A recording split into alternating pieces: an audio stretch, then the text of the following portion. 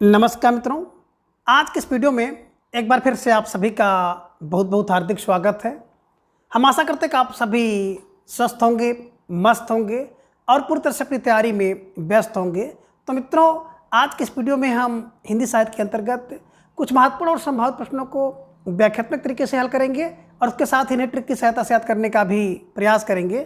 तो हम आशा करते हैं कि वीडियो आप सबके लिए बहुत ही महत्वपूर्ण होने वाला है, इसलिए इस वीडियो को आप लोग अंत तक जरूर देखें। चैनल पर नए हैं तो चैनल को सब्सक्राइब कर लें और उसके साथ अगर आपको थोड़ा सा भी उचित लगे तो इस वीडियो को अपने जो परिचित लोग हैं उनके पास भी शेयर करें। और इसके पूर्व की वीडियो में हम लोगों ने कुल 50 प्रश्नों को देखा था, तो आज के इस वीडियो में उसके आगे के प्रश्नों को हम लोग जानेंगे। तो जैसा कि स्क्रीन पर आप देख पा रहे हैं, प्रश्न संख्या 51, पियक्कड़, घुमक्कड़ तथा भुलक्कड़ में कौन सा प्रत्यय है? ए आकड़ प्रत्यय है, बी कड़ प्रत्यय है, सी अक्कड़ प्रत्यय है या डी ड़ा प्रत्यय है। तो धीरे धीरे ढेर सारे भाई बहनों का जवाब भी आगे से विकल्प सी को लॉक किया जाए। विकल्प सी अक्कड़ इज राइट आंसर, है ना। बात करें घुम में अक्कड़ लगेगा, घुमक्कड़ हो जाएगा। पी में अक्कड़ लग जाएगा, पियक्कड़ हो जाएगा। भूल में अक्कड़ प्रत्यय लगेगा, भुलक्कड़ हो जाएगा। इसी प्रकार से सोक्कड़ है, तो ये ध्यान में आप रख लीजिएगा, अक्कड़ प्रत्यय is right answer. Very very most important प्रश्न है और इन दिनों इसका जो है बड़ा ट्रेंड चल रहा है। टेट और सी टेट की परीक्षा में कई बार प्रश्न पूछा गया है अक्कड़ प्रत्यय से लेकर। ठीक है, चलिए। प्रश्न संख्या 52 है कि निम्न में से किस विकल्प में सबसे अलग प्रत्यय है? ए कह रहे हैं कि उड़ाऊ में, बी गिराऊ में, सी उड़ाक में या डी दिखाऊ में। तो ढेर सारे भाई बहनों का जवाब आ गया कि विकल्प सी को लॉक किया जाए। विकल्प सी उड़ धन आक बराबर हो गया उड़ाक। इसमें आक प्रत्यय है, बाकी उड़ाऊ, गिराऊं और दिखाऊं में आऊं प्रत्यय है। तो जिन भाई बहनों ने विकल्प सी का चुनाव किया था, बिल्कुल सही जवाब और बेहद सुंदर तैयारी आप सबके यहाँ पर दिख रही है। प्रश्न संख्या 53 है कि निम्न में से किस विकल्प में एरा प्रत्यय है? ए कह रहे हैं कि कमेरा में, बी खवैया में, सी अड़ियल में या डी उड़ाकू में। तो ढेर सारे भाई बहनों का जवाब आ गया कि विकल्प ए को लॉक किया जाए। विकल्प ए कमा धन एरा और शब्द बनता है कमेरा। तो इसी कमेरा में एरा प्रत्यय है, ये ध्यान में रख लीजिएगा और बिल्कुल इसको आप लोग एकदम बिल्कुल कंठस्थ कर लीजिएगा, है ना। खिवैया, खे में वैया प्रत्यय लगा, खिवैया हो गया। अडियल, है ना, तो अड में ईयल लग गया, अडियल हो गया। उड़ में आकू लग गया, हो गया उड़ाकू। तो विकल्प ए को आप लोग कंठस्थ कर लीजिए। ठीक है, चलिए। प्रश्न संख्या 54 है, खटका में कौन सा प्रत्यय है? अब आपको जवाब देना है खटका में कौन सा प्रत्यय है। ये कह रहे हैं खट, बी टका, सी का, डी आ। तो ढेर सारे भाई बहनों का जवाब आ गया सर, विकल्प डी को लॉक किया जाए। विकल्प डी आ इज राइट आंसर, है ना। बात करें शब्द है खटक, और खटक में जब आ प्रत्यय लग जाता है तो सब बनता है खटका। ठीक है, चलिए विकल्प डी को लॉक कर लीजिएगा। प्रश्न संख्या 55 है कि चढ़ैत, टिकैत और डकैत में कौन सा प्रत्यय है? ए कह रहे हैं कि एत प्रत्यय है, बी एरा प्रत्यय है, सी यल प्रत्यय है या डी ता प्रत्यय है। तो ढेर सारे भाई बहनों का जवाब भी आ गया कि आयत प्रत्यय है ना। चढ़ा यानी कि चढ़ धन आयत हो जाता है चढ़ैत। टिका यानी कि टिक धन आयत टिकैत हो जाता है। और डाका यानी कि डाकू धन आयत डाकैत होता है। डाक धन आयत डाकैत, तो डाकू धन आयत डाकैत, इस ध्यान में रख लीजिएगा। और विकल्प ए को आप हमेशा के लिए कंठस्थ कर लीजिएगा। ठीक है, चलिए। प्रश्न संख्या 56 है कि निम्न में से कौन सा कथन असत्य है? ये विराम के प्रयोग से अर्थ का स्थिति बदल सकती है, यानी कि जब विराम चिन्ह का प्रयोग करते हैं तो अर्थ की स्थिति बदल जाती है। बी कह रहे कि पूर्ण विराम चिन्ह वाक्य के अंत में लगता है, यह सत्य है। सी पूर्ण विराम अंग्रेजी से ग्रहण किया गया, यह सत्य है। या डी विस्मय बोधक चिन्ह अंग्रेजी से गृहित है, यह सत्य है। तो कह रहे इनमें से कौन सा कथन असत्य है? और ढेर सारे भाई बहनों का जवाब भी आ गया, विकल्प सी को लॉक किया जाए। जो पूर्ण विराम चिन्ह है ना, ये अंग्रेजी से गृहित नहीं है, हिंदी से है। केवल एकमात्र पूर्ण विराम चिन्ह हिंदी का है और वो है पूर्ण विराम। बाकी शेष जितने भी चिन्ह लिए गए हैं वो सारे के सारे चिन्ह अंग्रेजी से गृहित हैं, अंग्रेजी से लिए गए हैं, ध्यान में आप रखिएगा। और विकल्प सी जो दे रहा है कि पूर्ण विराम चिन्ह अंग्रेजी से गृहित है, यही असत्य है, अंग्रेजी से गृहित नहीं बल्कि हिंदी का खुद का है। ठीक है, चलिए। प्रश्न संख्या 57 है कि लाघव चिन्ह का प्रयोग किया जाता है, कहाँ किया जाता है? ए कह रहे हैं उद्धरण के लिए, बी बड़े अंश का संक्षेप रूप लिखने के लिए, सी त्रुटि सुधार के लिए या डी अभिवादन के लिए। तो ढेर सारे भाई बहनों का जवाब आ गया सर, विकल्प बी को लॉक किया जाए। बड़े अंश का संक्षेप रूप में लिखने के लिए लाघव का प्रयोग किया जाता है, ऐसे एक बिंदी होती है। ठीक है, चलिए प्रश्न संख्या 58 है कि सही विराम चिन्ह वाला वाक्य कौन सा है, यानी कि किस वाक्य में जो विराम चिन्ह है उसका सही प्रयोग हुआ है। ए, जो पत्र कामा आया है कामा वह कहाँ है प्रश्नवाचक चिन्ह। बी है कि जो पत्र आया है पूर्ण विराम वह कहाँ है प्रश्नवाचक चिन्ह। सी है कि जो पत्र आया है इसके बाद पूर्ण विराम वह कहाँ है प्रश्नवाचक चिन्ह। या डी, जो पत्र आया है पूर्ण विराम अल्प विराम और वह कहाँ है। तो इसके हिसाब से आपको जवाब देना है कौन सा जो वाक्य जिसमें पूर्ण विराम चिन्ह का सही प्रयोग हुआ है। तो ढेर सारे भाई बहनों का जवाब दिया गया, सिर्फ विकल्प सी को लॉक किया जाए। जो पत्र आया है ना, अल्प विराम और वह कहाँ है, इसके बाद प्रश्नवाचक चिन्ह है। विकल्प सी इज राइट आंसर। जिन भाई बहनों ने विकल्प सी का चुनाव किया था बिल्कुल सही जवाब, बेहद तैयारी सबको यहाँ पर दिख रही है। अब प्रश्न संख्या 59 है कि निम्न में आयोगवाह शब्द कौन सा है। अब आपको जवाब देना है कि इनमें कौन सा शब्द आयोगवाह है। ए, अंगौरा है। बी, आ ई उ री है। सी, ए ऐ ओ औ है। या डी, का खा गा घा है। तो ढेर सारे भाई बहनों का जवाब आ गया कि जो अंग और आह है ना, इन्हें आयोगवाह कहा जाता है। आ धन योग धन वाह, आ माने नहीं योग हो जिसका फिर भी उसको वाह माने साथ ले लिया जाए, उसे आयोगवाह कहते हैं, है ना। दूसरी परिभाषा इसकी कुछ लोगों ने बताया कि आ के साथ ही जिसका योग हो उसे आयोगवाह कहते हैं, ये ध्यान में रख लीजिएगा, है ना। और ये तीसरा मानते हैं कि इसका योग ही नहीं होता है किसी के साथ, इसलिए इसको आयोगवाह कहते हैं। इसलिए देखिए, अंग में करेंगे आ और माँ है और आह में करेंगे तो आ और हा है। इस कारण से ना तो ये स्वर में है ना व्यंजन में है, तो स्वर और व्यंजन दोनों में ना होने के कारण इसको आयोगवाह कहते हैं। कि योग ना होने पर भी जिसको अपने साथ स्वर ने ले लिया है, स्वर के साथ रखा जाता है, इस कारण से इसको आयोगवाह कहते हैं, ध्यान में रखिएगा। जिसमें एक अनुसार है अंग वाला और अह विसर्ग है, ये भी आप ध्यान में रख लीजिएगा। कभी कभी परीक्षा में इस प्रकार से भी प्रश्न पूछा गया है। ठीक है, चलिए अब प्रश्न का 60 है कि निम्न में अनुस्वार कौन है। लीजिए प्रश्न आ भी गया। ये कह रहे हैं कि री, बी अंग, सी अह, डी आ। तो अनुसार जो होता है अंग अनुसार है और अह विसर्ग है, ये ध्यान में आप रखिएगा। विकल्प बी को आप हमेशा के लिए कंठस्थ कर लीजिएगा। ठीक है, चलिए प्रश्न संख्या 61 है कि निम्न में संगत विकल्प कौन सा है। अब इसमें कौन सा विकल्प है जो कि संगत है यानी कि सही है। ए, सभी स्वर महाप्राण होते हैं, ये सही है। बी, सभी स्वर अल्पप्राण होते हैं, ये सही है। सी है कि सभी स्वर घोष होते हैं। या डी, बी और सी। तो अगर आप ढंग से पढ़े होंगे तो बिल्कुल आप सही जवाब देंगे कि सर विकल्प डी को लॉक किया जाए। बी और सी इज राइट आंसर, है ना। मैंने आपको बताया था कि सभी स्वर अल्पप्राण और घोष होते हैं, सभी स्वर अल्प घोष होते हैं, सब मतलब स्वर अल्पप्राण होते हैं और घोष होते हैं, ये ध्यान में रखिएगा। मोस्ट इंपॉर्टेंट प्रश्न है, परीक्षा में पूछा जा सकता है। ठीक है, चलिए प्रश्न संख्या 62 है कि निम्न में विवृत स्वर कौन सा है। ए, आ, बी आ ए औ, सी ई ई उ, डी ए और ओ। तो विवृत माने खुला हुआ आ, विकल्प ए आ इज राइट आंसर, है ना। और आप लोग देखे होंगे ना, जब बचपन में छोटे रहते हैं और डॉक्टर के पास जाते हैं तो डॉक्टर आपको दवा खिलाना होता था तो कहता था आ कहो। जैसे आप आ कहते थे तो आपका पूरा मुंह खुल जाता था और डॉक्टर उसमें दवा खिला देते थे। तो ये ध्यान में रखिएगा, विकल्प ये आ माने विवृत। ठीक है, पूरा खुला हुआ। प्रश्न संख्या 63 है कि निम्न में उच्चारण संगत नहीं है। इनमें कौन सा उच्चारण उसका स्थान सही नहीं है। ए, आ कंठ से, ए तालु से, ये संगत नहीं है। या सी, री दंत से, ये संगत नहीं है। या डी, ओ ओठ से है। तो ढेर सारे भाई बहनों का जवाब भी आ गया, सर विकल्प सी को लॉक किया जाए। ऋतुषा नाम मूर्धा, ये मूर्धा से होगा, मूर्धन्य वर्ण है, ये ध्यान में रखिएगा, ये दंत नहीं है। दांत तो लितुलसा नाम है, री ता था दा धा ना सा, है ना, ये ध्यान में आपको रखना था। ठीक है, और बिल्कुल विकल्प सी को लॉक कर लीजिए। प्रश्न संख्या 64 है कि वे देवता नहीं हैं, संस्मरण किसका है। ये राजेंद्र यादव, बी रामेश्वर शुक्ल अंचल, सी अमृतलाल नागर और डी अगेव। तो ढेर सारे भाई बहनों का जवाब भी आ गया कि वे देवता नहीं हैं, वे राजेंद्र यादव हैं। वे देवता नहीं हैं, वो केवल राजेंद्र यादव हैं। तो ध्यान में रख लीजिएगा, राजेंद्र यादव को, है ना, बिल्कुल हमेशा के लिए दिमाग में बैठा लीजिए, उनका संस्मरण है, वो देवता नहीं केवल राजेंद्र यादव हैं। ठीक है, चलिए अब प्रश्न संख्या 65 है कि युग पुरुष संस्मरण किसका है? ए अजित कुमार, बी दूधनाथ सिंह, सी रामेश्वर शुक्ल अंचल या डी रामदरस मिश्र का।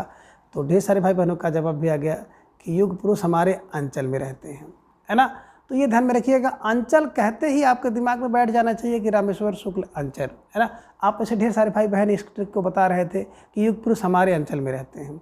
तो युग पुरुष हमारे अंचल में रहते हैं या रामेश्वर के अंचल में रहते हैं, तो अंचल को ही आपको बैठाना है, रामेश्वर शुक्ल अंचल इज राइट आंसर। ठीक है, चलिए प्रश्न संख्या 66 है कि यादव के झरोखे संस्मरण किसका है? ए राजेंद्र यादव, बी काशीनाथ सिंह, सी कुंवर सुरेश सिंह, डी बिंदु अग्रवाल। तो ढेर सारे भाई बहनों का जवाब आ गया कि यादव के झरोखे से बिंदु अग्रवाल, यादव के झरोखे से बिंदु अग्रवाल देखते हैं, ऐसे ध्यान में रख लीजिएगा और इसको बिल्कुल स्टार लगाकर अपने नोटबुक में दर्ज कर लीजिएगा। ठीक है, चलिए प्रश्न संख्या 67 है कि जिनके साथ जिया संस्मरण किसने लिखा है? ए कह रहे कमल किशोर गोयनका, बी अमृतलाल नागर, सी काशीनाथ सिंह या डी रामदरस मिश्र। तो प्रश्न संख्या 67 का जवाब भी आ गया कि जिनके साथ जिया ना, वो भैया हल्का फुल्का व्यक्ति नहीं है, वो अमृत का गागर है। जिनके साथ हमने जिया है वो अमृत का गागर है। तो अमृत का गागर का मतलब अमृतलाल नागर, ध्यान में रख लीजिएगा। और मैं जब भी अमृतलाल नागर जी को पढ़ाता हूँ या पढ़ता हूँ तो नागर जी को मैं गागर कहता हूँ। ठीक है, चलिए तो मैं जिनके साथ जिया वो अमृत का गागर है। ठीक है, चलिए प्रश्न संख्या 68 है कि सृजन का सुख दुख संस्मरण किसका है? ए रामेश्वर शुक्ल अंचल, बी अगे, सी प्रतिभा अग्रवाल, डी काशीनाथ सिंह। तो ढेर सारे भाई बहनों का जवाब भी आ गया कि जिन सृजन का सुख दुख वही व्यक्ति समझ सकता है जिसके अंदर प्रतिभा होगी, है ना। अगर आपके अंदर प्रतिभा है, प्रतिभा अगर आपके अंदर है तो सृजन का सुख दुख दोनों आप जान सकते हैं। प्रतिभा अगर आपके अंदर है तो सृजन का सुख दुख दोनों आप जान सकते हैं, ये ध्यान में रखिएगा। विकल्प सी को आप हमेशा के लिए कंठस्थ कर लीजिएगा। ठीक है, चलिए प्रश्न संख्या 69 है कि लाहौर से लखनऊ संस्मरण के लेखक कौन हैं? ये प्रकाशवती पाल, बी गिरिराज किशोर, सी रविंद्र कालिया या डी देवेंद्र सत्यार्थी। तो लाहौर से लखनऊ संस्मरण के लेखक प्रश्न संख्या 69 का जवाब आ गया, प्रकाश और बत्ती की जरूरत पड़ती है। अगर आपको लाहौर से लखनऊ जाना है तो प्रकाश और बत्ती चाहिए। तो प्रकाश और बत्ती के मतलब प्रकाशवती पाल को ध्यान में रख लीजिएगा, स्टार लगा करके इन्हें अपने नोटबुक में दर्ज कर लीजिएगा। ठीक है, चलिए प्रश्न संख्या 70 है कि निम्न में से विवेकी राय का रिपोर्टाज कौन सा है? ए जुलूस रुका है, बी बाढ़ बाढ़ बाढ़ या सी ए और बी दोनों, और डी है कि बंगाल का अकाल। तो ढेर सारे भाई बहनों का जवाब भी आ गया, इस विकल्प सी को लॉक किया जाए, ए और बी दोनों इज राइट आंसर, है ना। देखिए जुलूस रुक जाता है, जुलूस रुका है किसके लिए? क्योंकि विवेकी व्यक्ति जो होता है ना उसने जुलूस रोक लिया है। और बाढ़ बाढ़ बाढ़ अगर देख जाता है तो विवेक आपके अंदर आ जाना चाहिए, तो ध्यान में रख लीजिएगा। ठीक है, चलिए प्रश्न संख्या 71 है कि निम्न में असंगत विकल्प कौन सा है? ए शिवदान सिंह चौहान और इनका जो रचना है लक्ष्मीपुरा की रचना है, बी रांगे राघव तूफानों के बीच फंसे, है ना, रांगे राघव धर्मवीर भारती का प्लाट का मोर्चा है और राम कुमार वर्मा का पेरिस का नोट है। तो अब आपको देखना है कि किसका रिपोर्टाज कौन सा नहीं है, इसमें कौन सा असंगत है, यही आपको जवाब देना है। और ढेर सारे भाई बहनों का जब अगर सर विकल्प सी को लॉक किया जाए, धर्मवीर भारती का, है ना, युद्ध यात्रा इनके द्वारा लिखा गया, बिल्कुल आप कह सकते हैं कि रिपोर्टाज है ना। प्लाट की मोर्चा तो शमशेर बहादुर का है, शमशेर बहादुर सिंह का है। प्लाट के लिए मोर्चा कौन लेते हैं? शमशेर बहादुर सिंह लेते हैं। धर्मवीर भारती क्या करते हैं? बिल्कुल धर्मवीर भारती हैं, तो आप दिमाग में रख लीजिएगा कि युद्ध यात्रा करते हैं, धर्म के लिए युद्ध यात्रा, है ना, ये ऐसे क्लू बनाना है। शिवदान सिंह, शिवदान किया जाता है पूरी लक्ष्मी का, है ना। रांगे राघव तूफान के बीच में फंस गए थे। राम कुमार पेरिस के नोट, ध्यान में रख लीजिएगा, राम कुमार पेरिस के नोट रखते हैं। ठीक है, पेरिस का नोट कौन रखता है? बोले राम कुमार।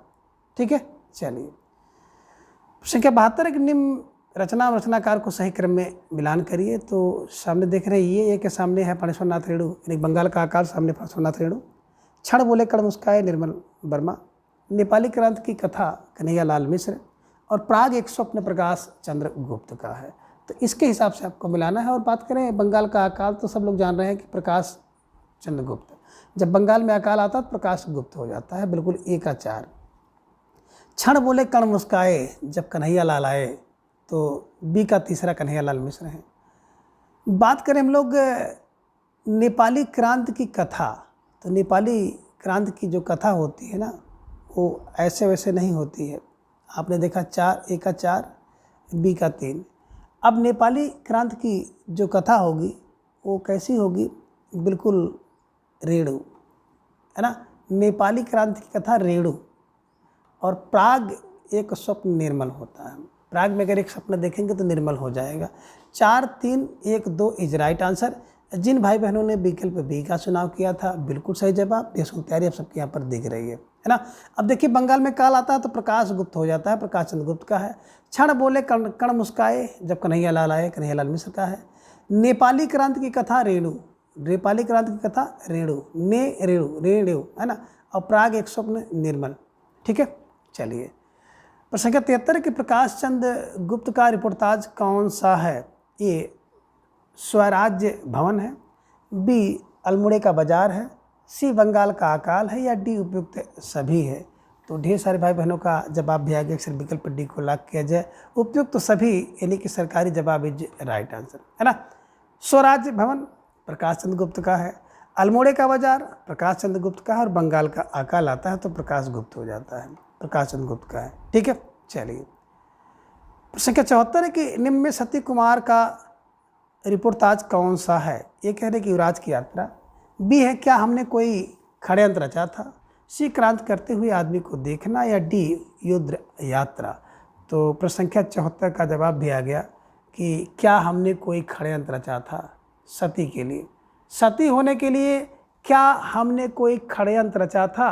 तो ऐसा आपको क्लू बनाना है कि सती होने के लिए क्या हमने कोई षड्यंत्र रचा था, यानी कि सती सती कुमार को ध्यान में रखिएगा, क्या हमने कोई षड्यंत्र रचा था, इनके द्वारा लिखा गया रिपोर्टाज है, ठीक है। चलिए, प्रश्न संख्या 75 है कि निम्न में शमशेर बहादुर सिंह का रिपोर्टाज कौन सा है। अब आपको जवाब देना है। ये कह रहे कि क्षण बोले कण मुस्काए है, बी प्लाट का मोर्चा है, सी पेरिस के नोट हैं, या डी मुक्ति फौज है। तो ढेर सारे भाई बहनों का जवाब भी आ गया कि शमशेर बहादुर सिंह का जो रिपोर्टाज है ना, वो शमशेर प्लाट के लिए, शेर क्या करता है, प्लाट के लिए मोर्चा लेता है। क्षण बोले कल मुस्काए जब कन्हैया लाल मिश्र आए, पेरिस के नोट राम कुमार वर्मा, है ना। ये चीज़ें भी आपको ध्यान में रखनी होगी, ठीक है। चलिए, प्रश्न संख्या 76 है कि गुड्डा एवं लुटिया क्रमशः हैं। ये कह रहे कि पुल्लिंग एवं स्त्रीलिंग शब्द हैं, बी स्त्रीलिंग एवं पुल्लिंग शब्द हैं, सी पुल्लिंग एवं पुल्लिंग है, और डी स्त्रीलिंग और स्त्रीलिंग है। तो आप सबका जवाब भी आ गया गुड्डा, है ना, और लुटिया स्त्रीलिंग। तो गुड्डा पुल्लिंग है और लुटिया स्त्रीलिंग है, इसलिए विकल्प ये पुल्लिंग एवं स्त्रीलिंग इज राइट आंसर, ठीक है। चलिए, अब प्रश्न संख्या 77 है कि निम्न में से असंगत स्त्रीलिंग रूप कौन सा है, कि कौन सा रूप जो स्त्रीलिंग है वो असंगत है, सही नहीं है। ये कह रहे कि नर का नारी ये संगत है, बी देव का देवी ये संगत है, सी कह रहे गोप का गोपा ये संगत है, या डी मेढक का मेढकी। तो ढेर सारे भाई बहनों का जवाब भी आया। विकल्प सी को लाख किया जाए। गोप का गोपी होता है या गोप का गोपिन होगा, ये ध्यान रखिएगा।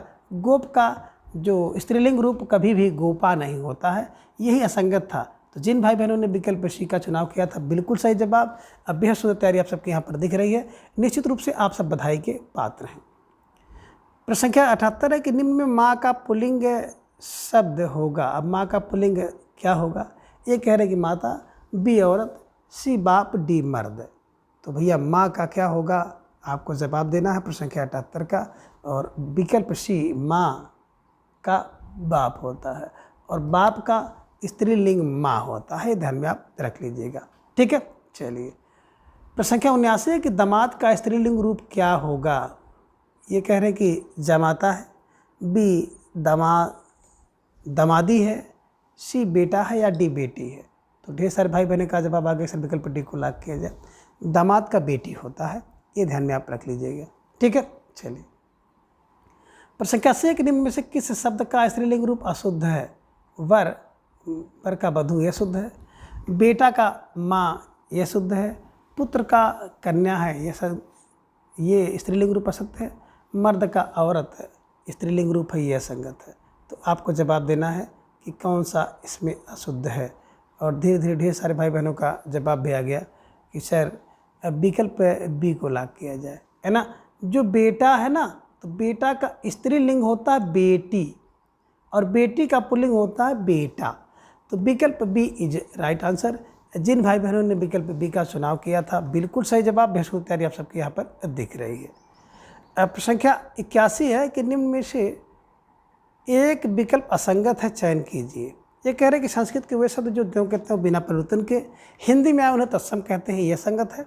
बी संस्कृत के वे शब्द जो परिवर्तन यानी कि बदल कर बने होने तद्भव कहते हैं, यह संगत है। सी कह रहे हैं कि तद्भव संस्कृत का बदला हुआ रूप है और तत्सम संस्कृत का बदला हुआ रूप है। अब इसमें कह रहे हैं कि कौन सा असंगत है।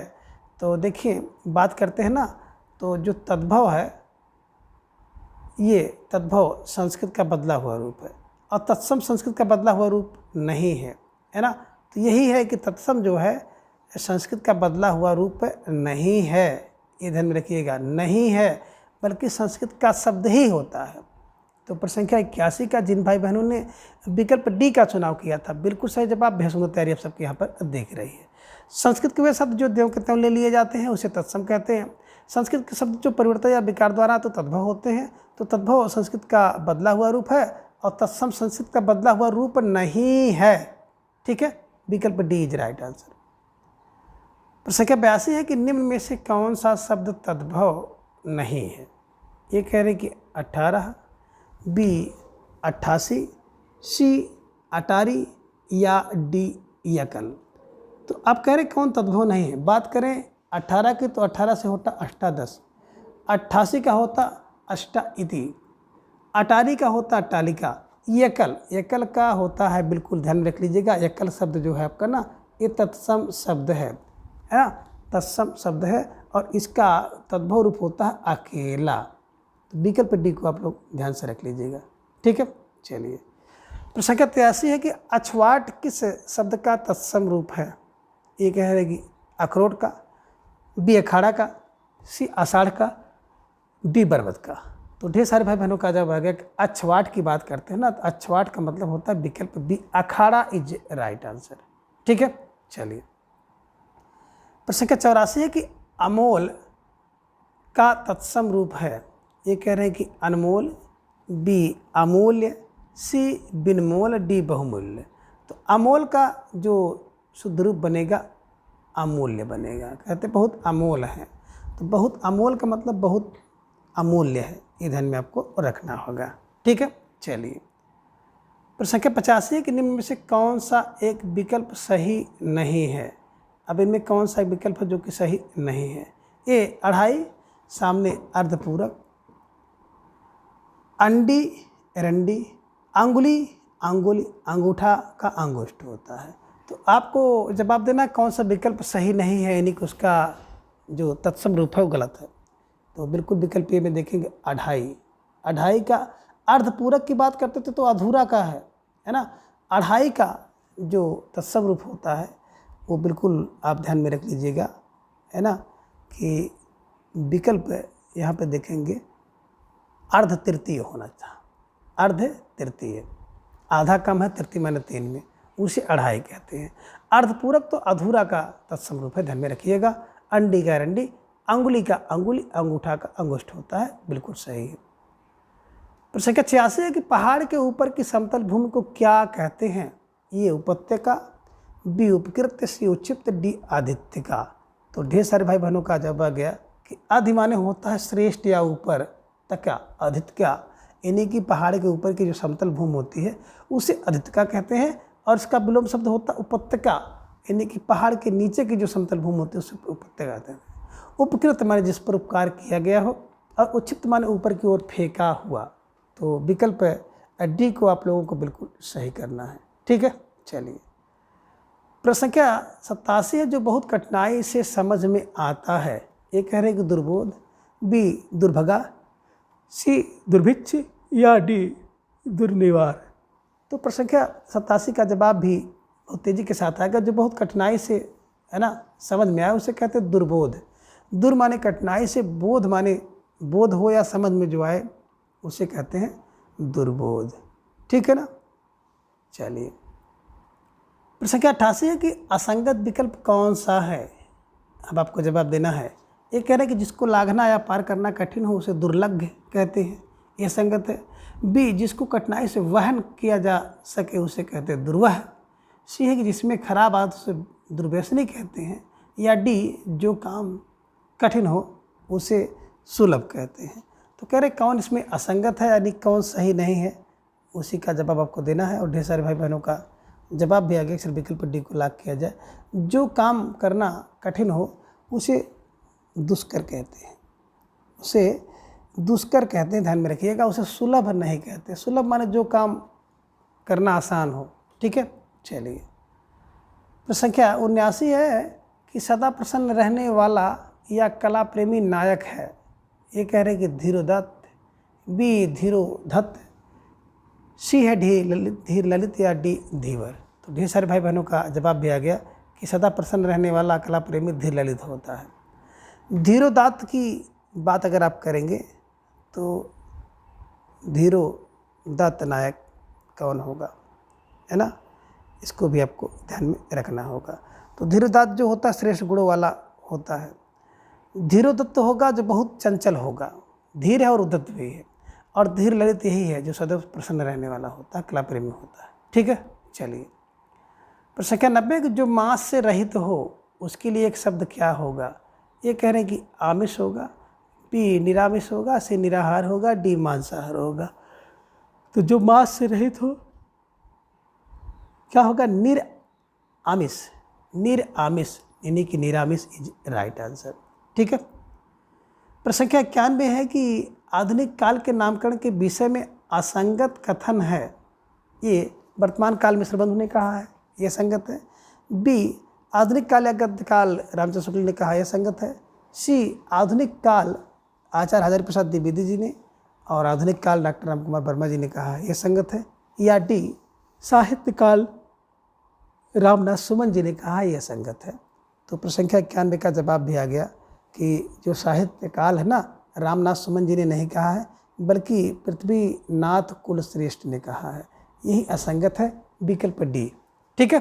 चलिए, प्रश्न संख्या 92 है कि भारतीय युग का साहित्य व्यापक रूप से गदर से प्रभावित है, किसका कथन है। ए रामविलास शर्मा, बी विश्वनाथ प्रसाद मिश्र, सी शंभुनाथ, डी रामचंद्र शुक्ल। तो प्रश्न संख्या 92 का जवाब भी आ गया कि भारतीय युग का साहित्य व्यापक रूप से गदर से प्रभावित है। अब गदर से प्रभावित होगा तो इसका मतलब है कि इसमें विलासी लोग होंगे। विलासी लोग, विलासी फार रामविलास शर्मा को ध्यान में रख लीजिएगा कि साहित्य व्यापक रूप से गदर है तो विलास करने हैं। ठीक है। चलिए, प्रश्न संख्या 93 कि भारतीय युग साहित्य राष्ट्रीय जागरण का संदेश है, कथन किसका है। ये रामविलास शर्मा, बी विश्वनाथ प्रसाद मिश्र, सी रामचंद्र शुक्ल, डी नंदुलारे वाजपेयी। तो प्रश्न संख्या 93 का जवाब भी आ गया। अक्सर विकल्प बी को लॉक किया जाए। विकल्प B Vishwanath Prasad Mishra is right answer. ठीक है। चलिए, अब प्रश्न संख्या 94 कि निम्न में से भारतेंदु जी की कौन सी कृति लावनी शैली में है। ये बंदर सभा, बी प्रात समीरन, सी वर्षा विनोद, डी समधिन मधुमास। तो ढेर सारे भाई बहनों का जवाब आगे अक्सर विकल्प सी को लॉक किया जाए। विकल्प सी वर्षा विनोद इज राइट आंसर, है ना। देखिए, जो वर्षा होती है लवली लगती है ना, बरसात होती है तो लवली लगती है। तो लावनी छंद में कौन हो गया, यही वर्षा विनोद है। बंदर पेड़ पे रहता है तो बंदर सभा परोडी है, पेरोडी, ध्यान में रख लीजिएगा। प्रात समीरन, प्रात में समीर चलती है, समीर को बयार कहते हैं, तो बयार को प्यार कर लीजिएगा, ये प्यार संध में लिखा गया है। और समधि, मधुमान समधि को लोग गाली गाते हैं मधुमास में, तो ये गाली शब्द में लिखा गया है, ध्यान में रख लीजिएगा। तो विकल्प सी इज राइट आंसर। प्रश्न संख्या 95 के बुढ़ापा और ककराष्टक शीर्षक व्यंग्य कृति किसकी है। ए ठाकुर की, बी प्रताप नारायण मिश्र, सी भारतेंद्र चंद, डी जगमोहन सिंह।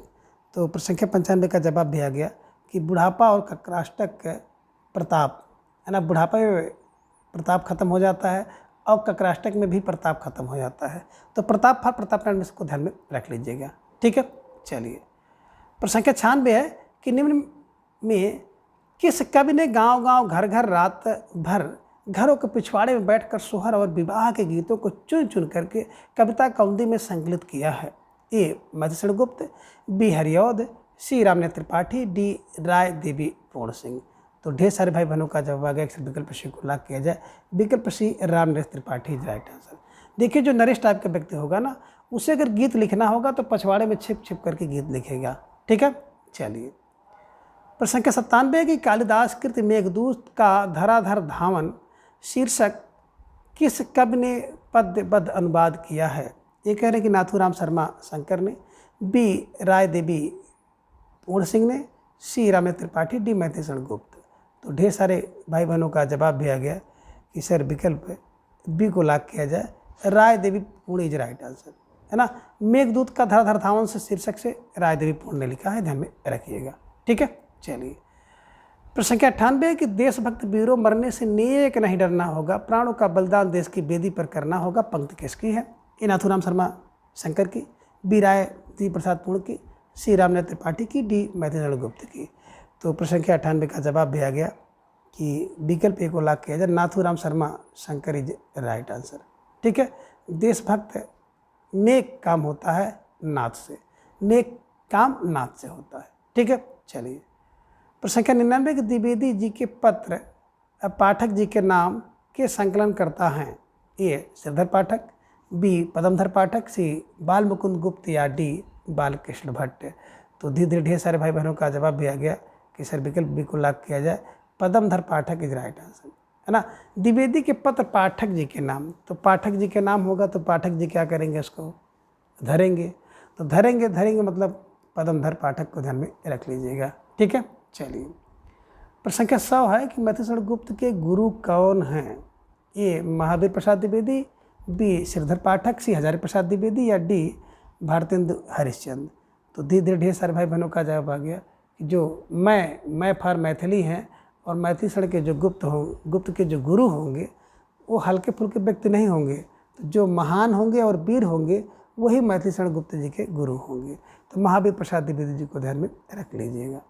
तो मित्रों, आज के इस वीडियो में बस इतना। अगली वीडियो में हम इसी तरह से किसी एक नए प्रश्नोत्तरी के साथ उपस्थित होंगे। तब तक के लिए आप सभी अपना बेहद ख्याल रखें, अपना अधिक से अधिक समय अपने अध्ययन पर लगाएं, अपना प्रेम स्नेह विश्वास इस तरह से चैनल पर बनाए रखें। धन्यवाद, नमस्कार, बाय बाय।